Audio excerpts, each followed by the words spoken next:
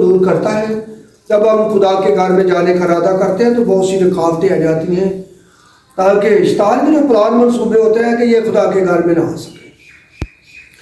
तो खुदावन अपने लोगों को हर वक्त बेदार और तैयार रखता है।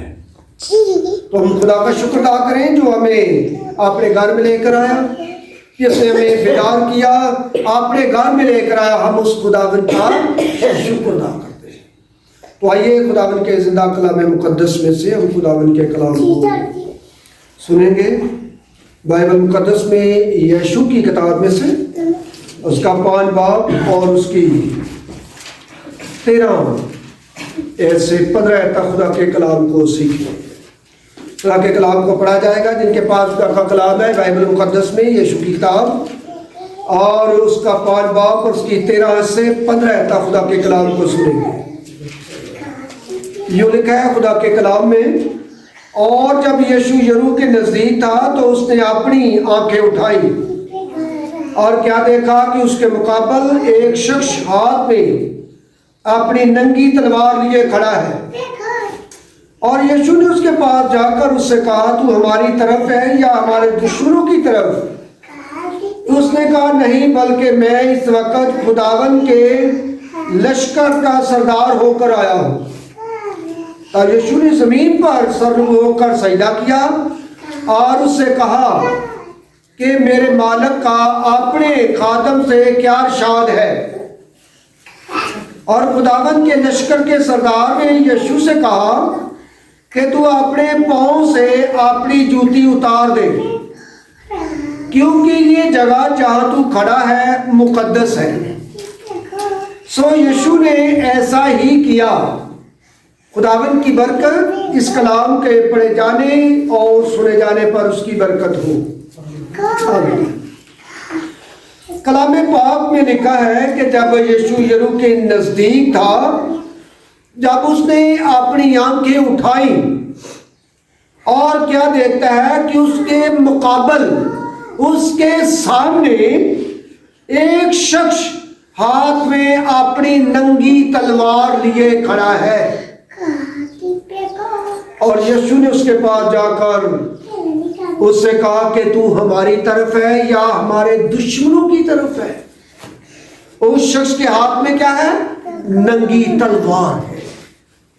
और यीशु उसके पास जाकर पूछता है कि तू हमारी तरफ है या हमारे दुश्मनों की तरफ है?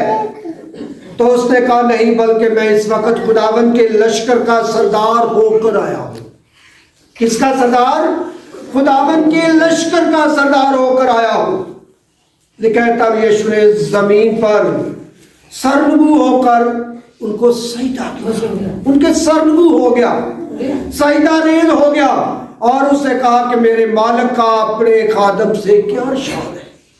मेरा खादम क्या बताना चाहता है, क्या फरमाता है मेरा खादम? तो खुदावन के लश्कर के सरदार ने उसको क्या इरशाद फरमाया? यीशु से कहा कि तू अपने पांव से अपनी जूती उतार दे। उसको क्या हुक्म दिया गया है कि तू अपने पांव से क्या कर? जूती को उतार दे, क्योंकि ये जगह जहां तू खड़ा है मुकद्दस है, पाक है। अपनी जूती को क्या कर दे? उतार दे। सो लिखा है कि यीशु ने ऐसा ही किया।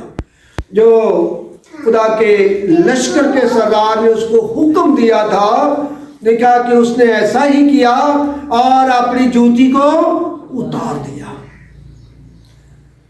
तो जब हम खुदा के घर में आते हैं, खुदा ने जो जगह चुनी होती है, मखसूस की होती है, वो जगह क्या होती है? जहां खुदा ने अपने लोगों के लिए अपनी जगह को चुना होता है, वो जगह मुकद्दस होती है, पाक होती है, चुनी हुई होती है।